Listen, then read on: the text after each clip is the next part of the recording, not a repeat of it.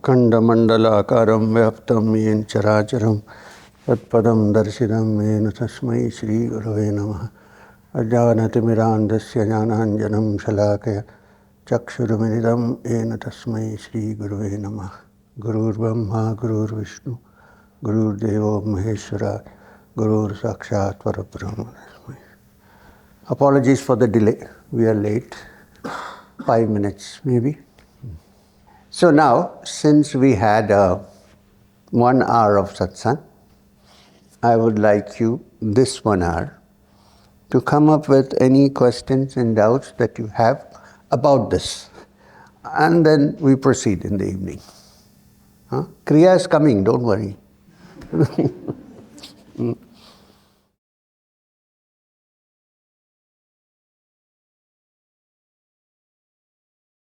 Right, good question.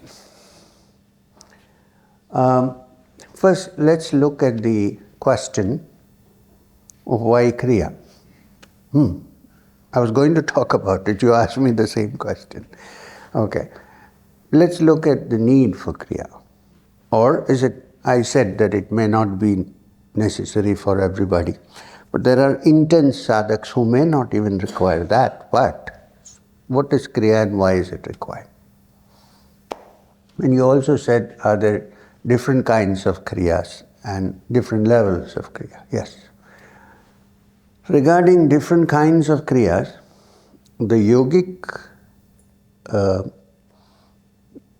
science, the yogic texts have described various Kriyas. If you go into the Hatha Yoga Pradipika, which is the description of yogic practices, you will find that many techniques have been labeled as Kriya. Like Bhastrika. Bhastrika is a Kriya. What does it mean? It means breathing. There is a technique of pranayama, which is called the Bhastrika Kriya. Then there are the mudras and bandhas in yoga, which are also Kriyas. So the word Kriya simply means a technique, a method to move us forward on this path. And it usually involves something to do with the breath. Most Kriyas, I think all Kriyas, have connected to the breathing patterns and how to change the pattern of breathing and so on and so forth. Now, while this is true, when you ask me the question, are there different levels of Kriya? Yes, there are, because it's a progressive movement towards the culmination. So you do one Kriya, then there is another technique. But generally when you get a Kriya, it contains many of these techniques put together as like a package. So that you need not worry which is higher, which is lower. But when you say higher Kriyas, it simply means the higher Kriyas don't have much action. Don't have much action. They're mainly to do with quiet meditation. Now, the definition of yoga, according to Patanjali, because Patanjali has over the years been accepted as the authority on yogic philosophy. In fact, he is considered to be the founder of the darshana or philosophy of yoga, school of yoga. Now when you read the Yoga Sutras, you will find that it starts with Atha Yoga Anushasana. Here begins the learning about yoga. And the next, Yoga's Chitta Vritti Nirodha. Yoga is the Nirodha of the Vrittis, of the Chitta. Translation. Which means yoga is the way by which the distractions that are usually there in the mind are removed. Which means most of the time our mind is distracted. It's interested, then something else pulls it away. Then you go there and then something else pulls it away. And one moment it is here and one moment it is somewhere else. So these are all the distractions of the mind which are called vrittis. It also means the opposite likes and dislikes that are in our mind, which pull us sometimes in one direction, sometimes in the other. So these are all involved in vrittis. The word vritti means the distractions, the contradictions, the emotions of hatred and attachment and detachment, and all these things put together form the vrittis.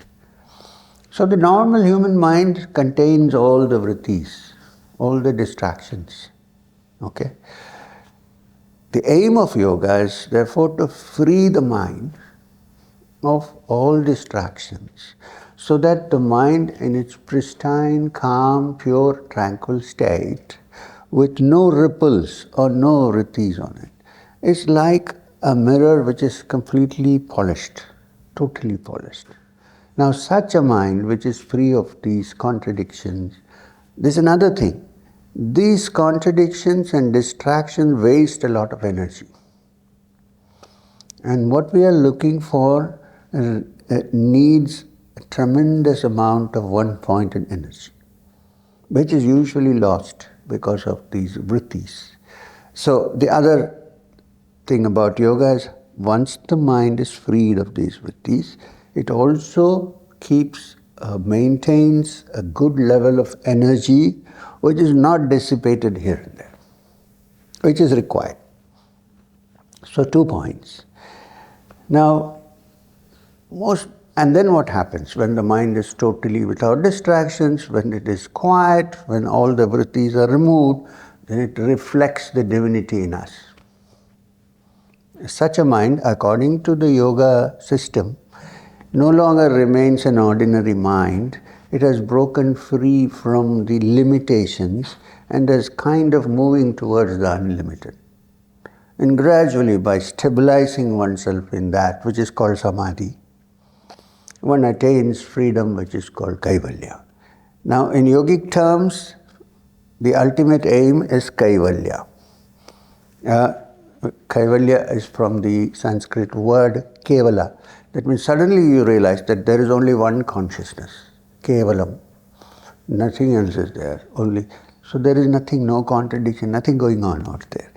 And it is blissful by its very nature, so that you don't need to look anywhere else for the happiness that you seek. And tranquility and peace. So, when the vrittis are clear, okay. In the Vedantic terminology, it's called moksha, which simply means freedom from bondage. It means from the understanding that you are a limited body with a limited mind with all its distractions, you're freed and you realize that actually there is only one consciousness functioning and it's free of all distractions.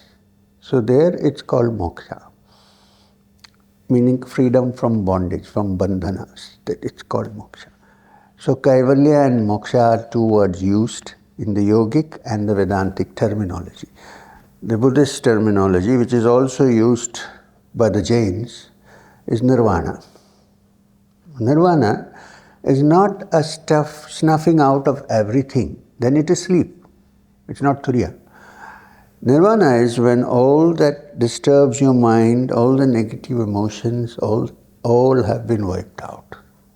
And there is only lasting peace, which is the word used in Buddhist and Jain terminology. The Jain religion is also very old, nirvana.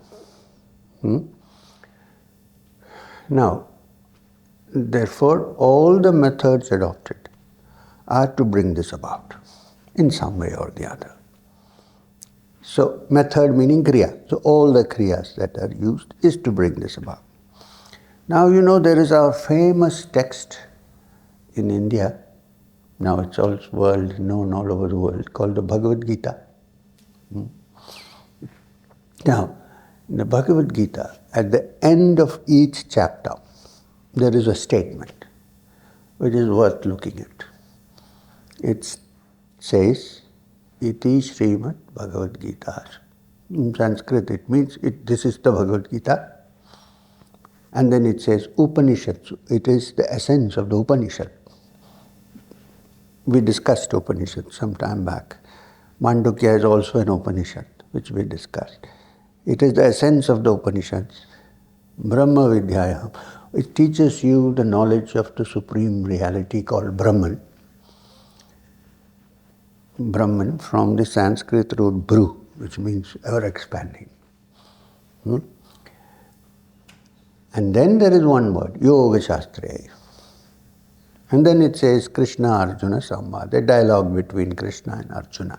But in between there is a word Yoga Shastra, which means Vedanta, Upanishads, all these can be theoretically understood. But the mind in its limited state of being full of distractions and disappointments and contradictions cannot actually experience it. And the way to bring the mind to that is yoga. When they say yoga, it means practices, certain practices. Even those who don't do any other yogic practice, practice the chanting of Om, which is also a Kriya. The pure Vedantins perhaps don't stand on their head, which is okay. I mean, I like to improve the circulation in the head, but they also practice some Kriya, at least the Om Kriya, which is the chanting of Om, to fix the mind and free it from distractions. Now, the other reason why Kriya is important, according to us,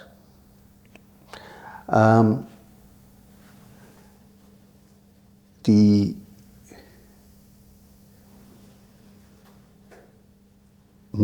human body has innumerable channels. We call them the nadis. There are over 100 nadis in our system, through which life energy called prana flows. Out of these, 3 are very important. One channel is the left, which is called the Ida. The other channel on the right, which is called Pingala. The left channel, where the energy goes through, the prana moves through, is called the cathode, which means the minus, and the right is the anode, the plus. So plus and minus. Positive, negative. Negative not in the bad sense of the term, but opposite of positive. That's what it means. And these start from the Sahasrara, which is the brain. The physical representation of Sahasrara is the brain. From brain, the Ida starts from this side, crosses here, inside, and goes to the left side, so it's the Ida. The Pingala starts from here, inside, crosses here, and goes down and both meet at the end of the spine. Now, if you think it's merely the fancy of yogis, you should look at Gray's Anatomy and see that on both sides of your spine there is a ganglionic chain of the sympathetic and parasympathetic nervous system with its vagus nerves and so on, which control your lungs and breathing and so on. These are the 2 nadis. They meet at the bottom of the spine. Now, for most purposes, now this is very interesting. Now science is beginning to recognize that even though we have both lobes of the brain, the left and the right, sometimes the left works more than the right or vice versa. And certain things are performed better when this is working, and certain things are performed better when this is working. For instance, the left brain is the brain that calculates, which says, oh, I am sitting here, therefore I cannot be sitting there, right? It defines my space, it defines my parameters. It's the left side of the brain that says, yeah, you're sitting here, so you cannot be sitting there. I've defined my parameters. And the right side is the intuitive mind, the intuitive brain. Generally they work together, but the right side is the intuitive brain, which works in when you listen to great music, or when you do art, when you do creative things. It's the creative brain on the right. The best way to live is to balance both, of course. This is also something that Kriya does. So anyway, let's not get there right now. So here, in this case, I want you to read a book which was written by a medical person. She was not a doctor, but I think she was something like medical biology, something. Anyway, so there was this lady whose name was Jill Bolte. Jill Bolte, she's still there. She is. So what happened to Jill was, one day she had a brain hemorrhage, and you know what happens in a hemorrhage? The internal cavity gets filled with blood because of a broken vein or artery. Here it was artery. And she got a brain hemorrhage on the left side. And she somehow managed to use the telephone before it completely took over. Because if it had totally taken over, she couldn't even count numbers, because this is the brain that does that. So she informed the doctor, and then after that she was gone. Because she was a medical person and she knew, if I don't do it in time, I'm gone. So before they arrived, she was lying down in her armchair, totally paralyzed. Usually what happens when this side is affected, this side gets paralyzed, because it goes this way. And something interesting happened to her. Because this side was totally hemorrhaged and the blood had filled the system here, it had stopped working, the left brain. But the right brain was alive. So what is the right brain? The intuitive brain. The left brain is the calculating brain. Left brain would have said, oh Jill, you are Jill so-and-so, you're sitting in an armchair, you're confined to this space. That idea of space and everything went off. So her right brain was working. Although she couldn't move, she found that she was not here, she was everywhere. The bird that sang was she herself singing. I mean, she didn't become the bird, but when the bird sang, she was singing. I mean, she was not confined to her little body parameter, she was out. And when the wind blew and the trees moved, she was moving. Which means her consciousness extended beyond the parameters which the left brain had decided. Why I said this is that we live with what impression is given to us by the brain, and Kriya is a way of going beyond it, beyond the ordinary. We leave it there. When you go and read sometime Jill Bolte's, as she wrote the book, it's called My Stroke of Insight. She's still around. I think she gives talks on YouTube. My Stroke of Insight. In India, she would have become a guru by now. Anyway, so so this is what I was explaining. So you have the left and the right. So for most purposes, it is enough if the energy flows through, prana flows through both. But if you need to go beyond your ordinary mind, expand your consciousness, and touch that is beyond conditioning, then the more action should take place in the spinal cord, which is the central channel. These are on two sides.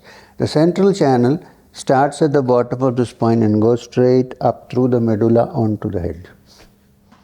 This is the channel of which yogis are most concerned.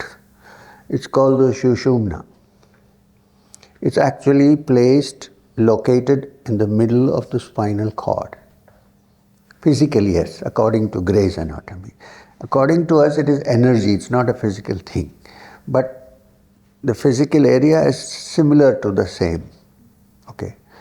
Between the bottom of the spine, where the spine goes, where the spinal cord starts, the Sushumna starts. It is the straight and narrow path, unfortunately. It goes right up to the Sahasrara, which is at the top. Now, between these, there are 5 centers which are called the chakras. Now, why are they called chakras? Because they are points where there is a whirlpool caused by the meeting of 2 energies, the plus and the minus. So, when 2 streams meet, there's a small whirlpool created. The whirlpool, by the very definition, is whirling. So, anything that whirls is a chakra. Chakra is a wheel. In the Indian language, chakra is a wheel, movement. So, there are 5 centers. So, starting with the bottommost and the top, there are 7. Right? If you need to go into the details of those chakras, which is not essential, there's another beautiful book which is available in the market, not written by me. I'm not selling my book. There's a beautiful book written by somebody called Sir John Woodroffe, who writes the pen name of Arthur Avalon. He was he's no more. He was a justice of the High Court in Calcutta, in one of the states in India, who was British, but who became interested in these matters and went and learned Tantra. One of the best books on Tantra, if you have any misunderstandings about Tantra, is Introduction to Tantra by Arthur Avalon or John Woodroffe or whatever. So he has written a beautiful translation of a wonderful text written by Purnananda called the Shat Chakra Nirupana. Now he has titled his book The Serpent Power.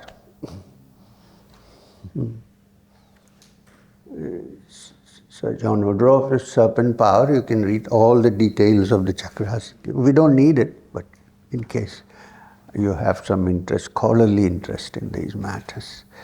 So these are the 7 centers.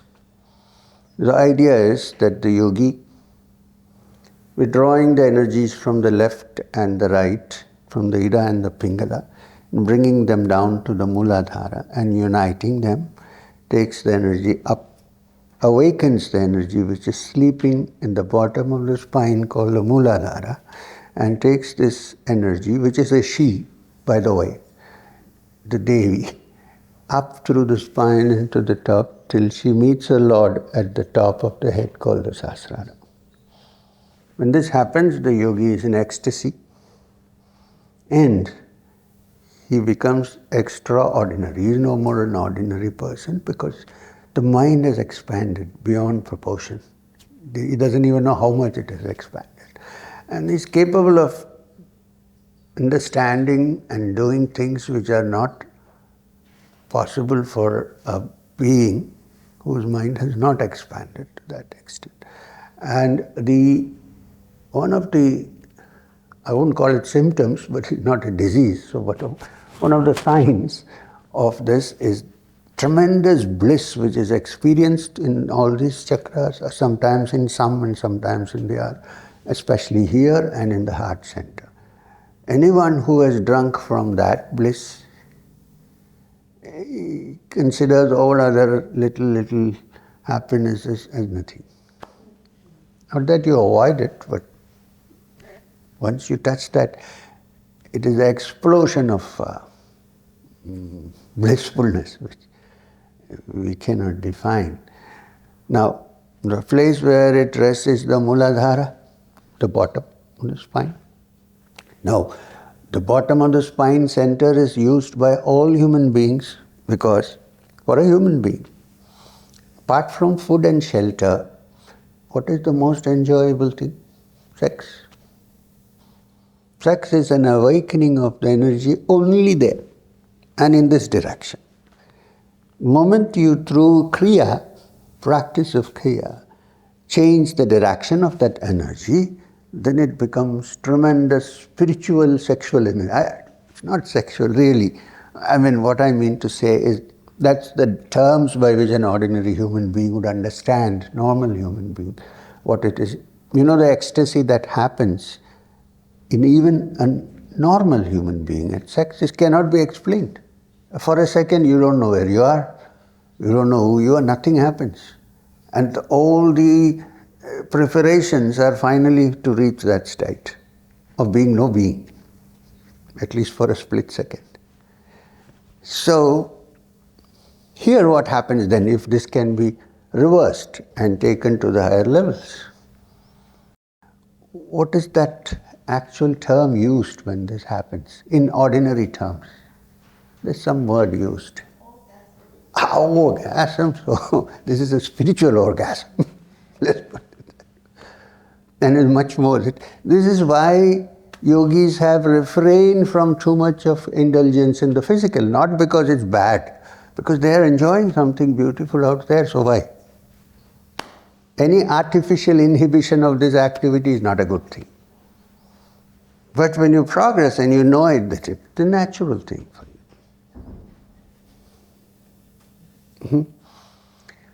So what does Kriya now? So the practice of Kriya is to balance the prana flowing in the left and the right.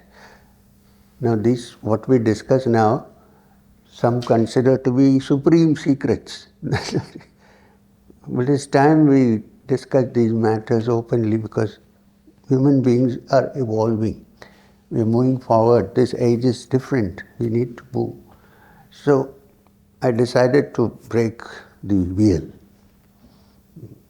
Now, in Kriya, now the breath, our breath and the prana are very closely interlinked. Breath is not prana, but prana and breath are intimately interlinked.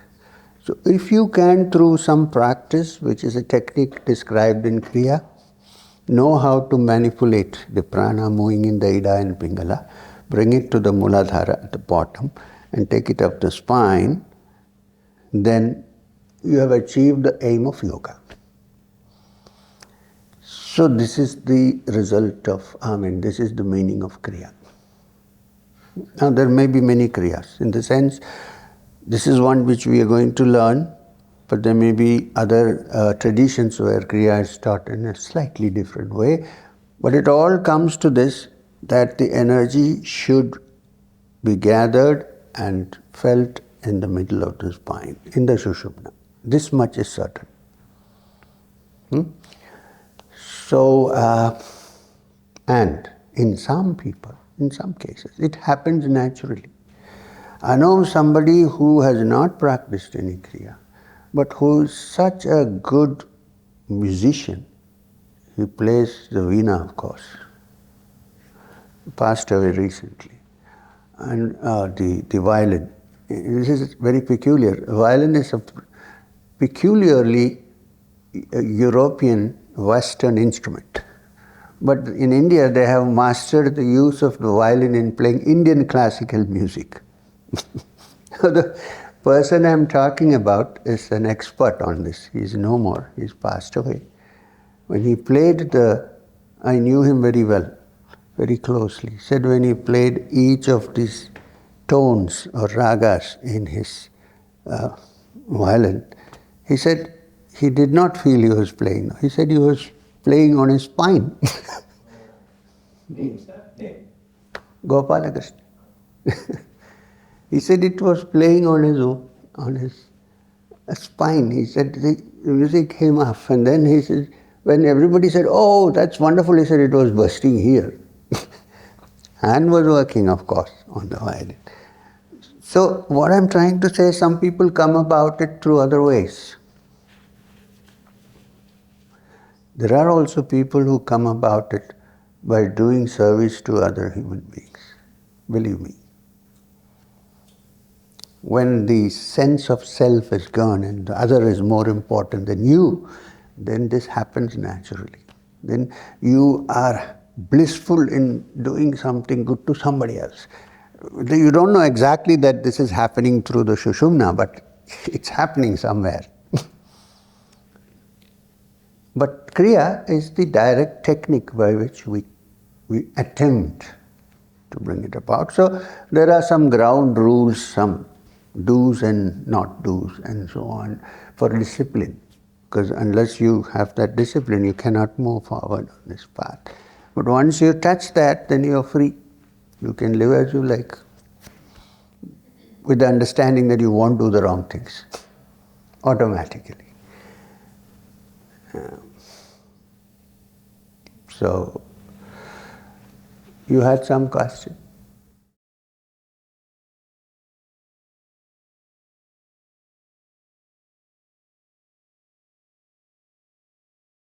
You're right. You know what? Even the practice of Kriya is not a mechanical practice. If Kriya simply means sitting and breathing in and out, it makes no sense. There should be the aspiration to touch that first and foremost, most important. And I think that when the mind becomes pure and clear, automatically there is love generated. Okay, we talk a lot about love, but we cannot define it. We cannot define it. Plus, you cannot cultivate love. If you cultivate it, it becomes a technique. It has to be there or it won't be there. It's a spontaneous thing that happens. For example, you can't say from tomorrow onward, I'm going to cultivate love. I mean, then it's a business. I mean, I'm trying to do a method of doing something. Instead of that, if I say, let me purify my mind and see if love is welling up within. This is a better. You can open it up for love to happen rather than create. You cannot create love, right? Nobody will understand if you even tried. Even ordinary love. Ordinary meaning, I'm not trying to say down, up or down, but ordinary meaning, two young people standing in the bus stop, they're deeply in love with each other. I mean, this is a different love, I understand. Okay? And they're looking at each other, they're not speaking a word, just staring at each other. You ask them what is happening to you, they won't be able to explain to you. What's happening? Something is happening. Well, what is? We don't know. In Hindi we say kuch hota hai. Something is. But we don't know what's happening. So, if this is so, in this level, imagine that level. Yeah? And even in this level, if somebody falls in love, the word, what is the expression used? Not jump or rise in love, fall in love. Which means you're ready to sink. And they're ready to, if they're not allowed to be together, they're ready to go and jump into a well or a river and die. Why? Because in that feeling there is no concern for self or security. So we're talking about this in a much more expanded way, bigger way. So you're right. So whether you approach it through this or you approach it through that, finally it's this welling up in the heart. Fortunately, it happens when one is involved in doing something which one really loves. Service, it could be music, it could be art, it could be dance, it could be yoga. It could be Kriya. So it can happen. But Kriya, the only difference is it's like a step-by-step systematic approach. I mean, that's about it. Now take the case of the great Ramana Maharishi. He did not do any Kriya, not that we know of. He did not have a guru, not that we know of. Maybe he did, we don't know. And he touched the essence of his being, which I have no doubt, personally. He did. And he said, I'm not this body or the mind, I'm that expansive consciousness, the Brahman. And all of you are. This is what he taught. This man When somebody read to him some of the devotional texts in ancient times which he had not read before, when somebody read him the Upanishads or yogic experiences, he said, that's what I also felt. Because he hadn't read them. Right? This person, when someone read those deep devotional songs of one of those devotional saints of the South, used to shed tears. What's happening to him? You would have thought that he must be an emotionless man. Found is that. That's not true. Yoga is not to kill your emotions, but to make them sublime. We're not practicing a spiritual discipline to become stone-hearted. No, it's something else.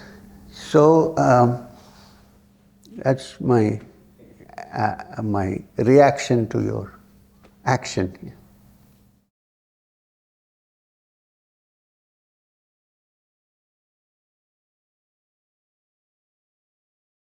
When the joy and one-pointed attention is experienced, I put it the other way. With one-pointedness, if the joy is experienced, you should be patient and continue to experience it till the dormant part of your brain, as you said, is activated. Kriya also can activate the dormant part of the brain. If you reach to a stage where everything is calm and you are peaceful and you are experiencing bliss, then the day is not far when that dormant part of the brain will become active. How this prana, shakti or kundalini energy is opening up those dormant brain? What process it's happening over there? That process nobody knows, but it does open up. I deliberately did not use the word kundalini because it is a very cheap word nowadays. If you go on to internet for 2,000 rupees, you can raise your kundalini. And we are all fools because we have been working hard for many years.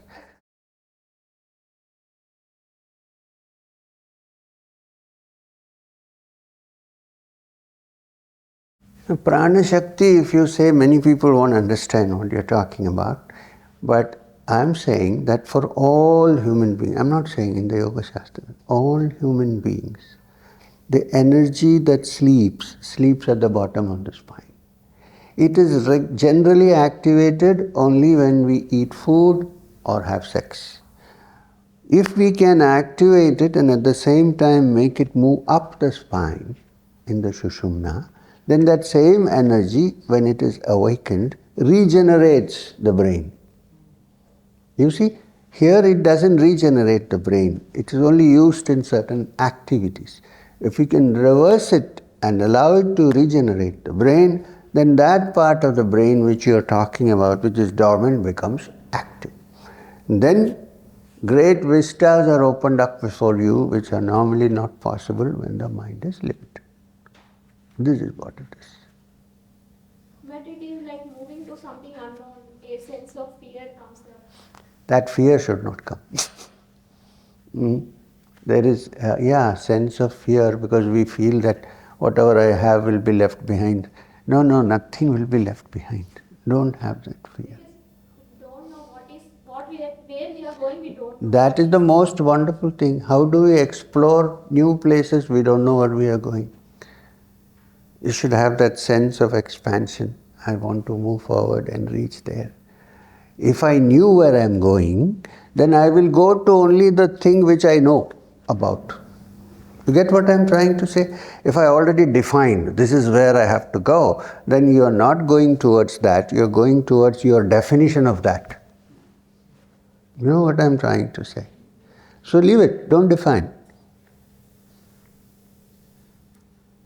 If I say, look, this is the goal, I am moving towards this, and I have already defined it, because I don't want it to be unknown. Right? Then I will move towards that which I have defined. It may not be what is the unknown.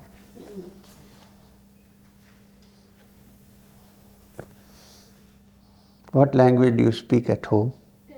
Telugu. Arthamainda? Sure. Forward.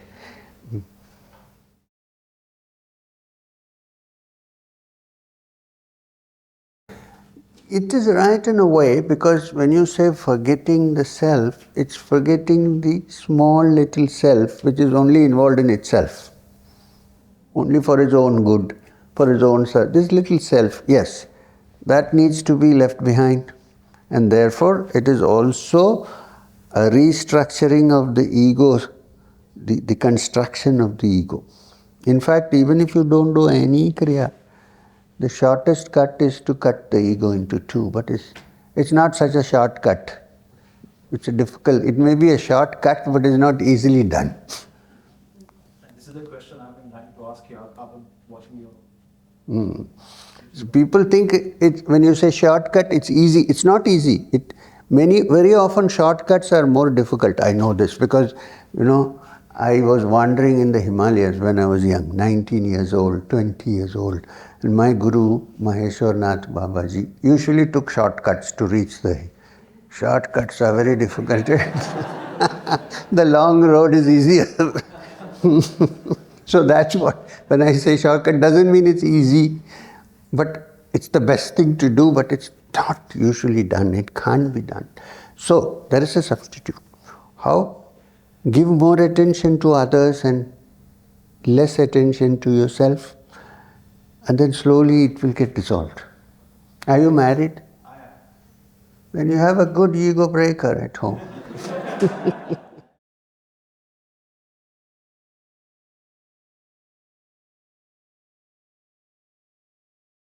You're absolutely right. I will tell you a story.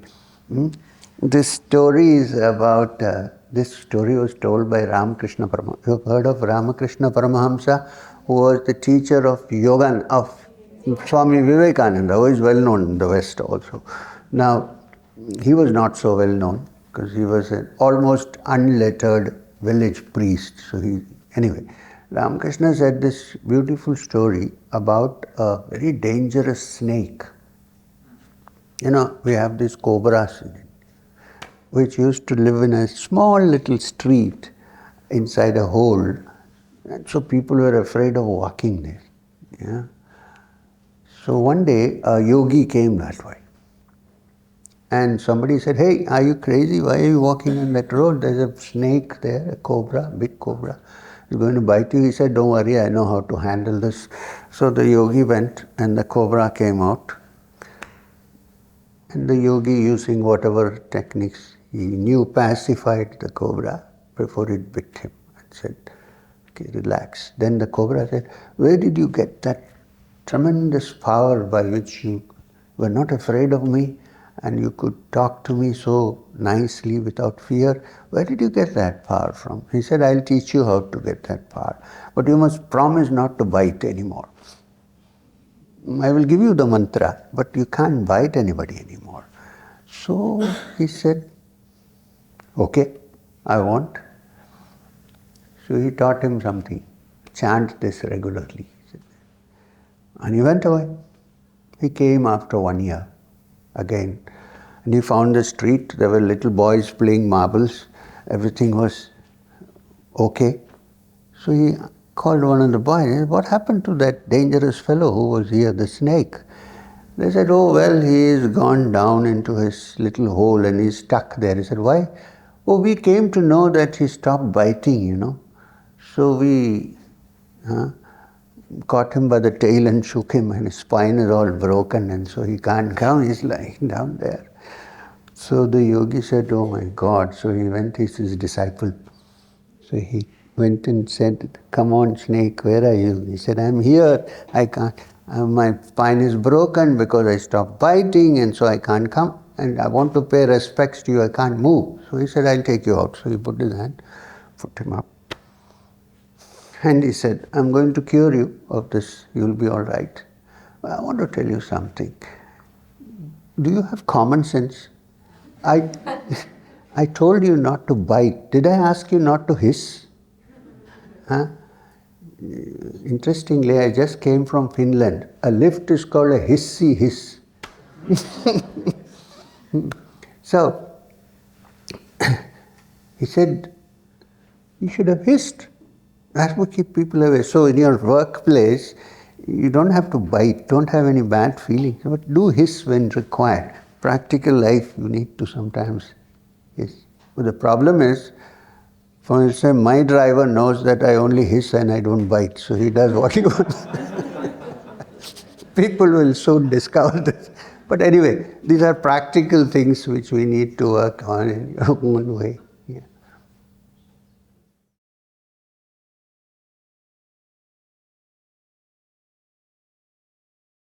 I think here was a being, a person, who came after a great deal of spiritual experience before. Now for that you'll have to believe that there is a past life. There's no way else. Yeah. So here was a person who came prepared, and there was only little bit for him to happen, which happened in his childhood, in his young age. We don't see any known guru for Ramana Maharishi. He never said he had. But perhaps he went through many teachings and many practices in his many births before he came to this. So when he came here, we see only this life. You see, we don't see life this way or that way. We don't know the beginning or the end. We know only the middle. You take a piece of pencil and hold it in the middle you know. You don't know where it starts and where it ends before it's sharpened, of course. Huh? So life is much more before and there is much more to come. We see only the middle, so we wonder what has happened. How did this happen to him? Probably he was just to become a little more mature when he was born, and then he did what was required and finished with it. But therefore, since we are all not Ramana Maharishis, we cannot expect to be like that. This is what I am trying to say. Simply by sitting down and saying, who am I, you will never discover yourself. Yeah, it becomes a chant. It doesn't mean anything. I can say, who am I, who am I? So what? If you say, who am I think too many times you might be taken to a psychiatric ward. You don't know who you are? It's called an identity crisis.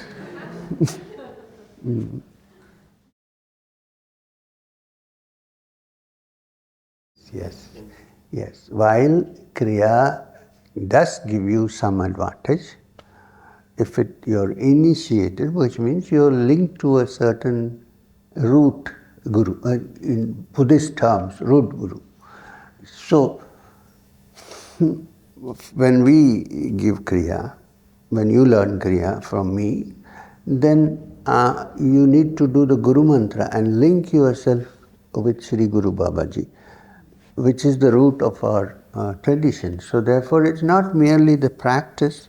Practice is also good. You can look at the videos and do things. But when it's given to you, it has a special significance.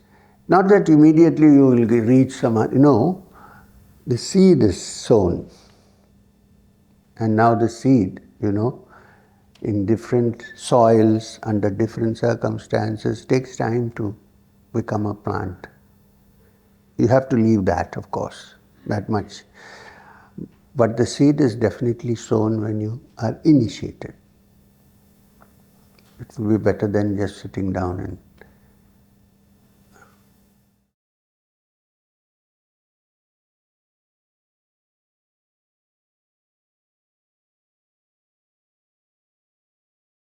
So, if you suppose you are praying to Krishna as a deity, there are several people who don't want to pray to Krishna as a deity. They may be praying to Shiva as a deity. But there are some who pray to Krishna or Shiva, any one of these deities. Now the same Krishna is the one who taught the Gita to Arjuna. In the Gita, what does he ask him to do? Find his self.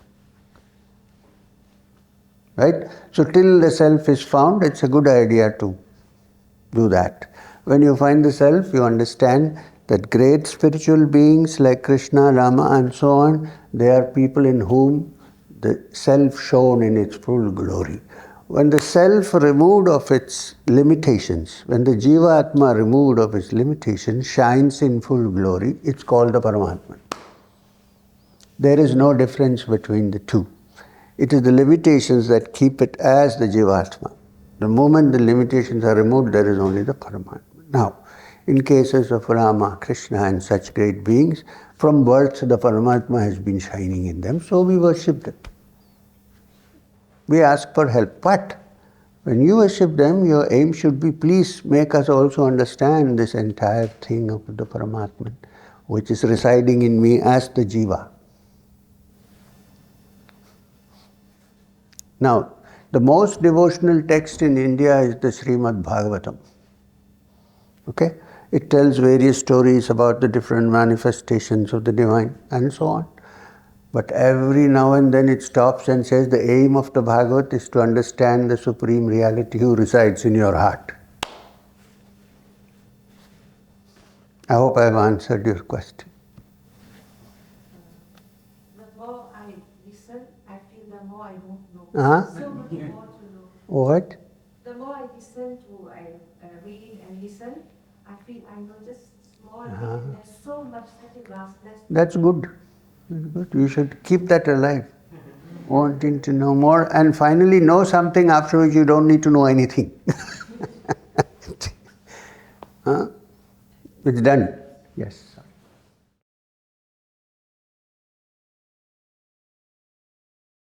So both have to go side by side. You should also in your life try to live in such a way that you're not getting polluted and that you're getting purified. One side of the story. And how does the exercise? Now the Kriya, for instance, is a pranayama. It deals with the prana. The yogic understanding is that the mind can be made clear and pure and calm and tranquil when the prana, which is haphazard in the system, is brought to a certain level of order. When that order is brought about in prana, it helps you to make you more purified. So it works both ways. By practicing Kriya, it's not that every day you will practice, but in this world you will do all kinds of things that you want. No. There are some rules, ground, yama niyamas to be followed. And then if you do Kriya. What we are trying to do in Kriya is to balance the energies which are imbalanced and running here and there. So when you do that, then they become calm. And that will also help you to do better things to purify your mind. Yeah. They link together in some way. Question is good. One wonders simply by sitting and breathing up. I think we should. Yes, yes, it's time. Okay, thank you.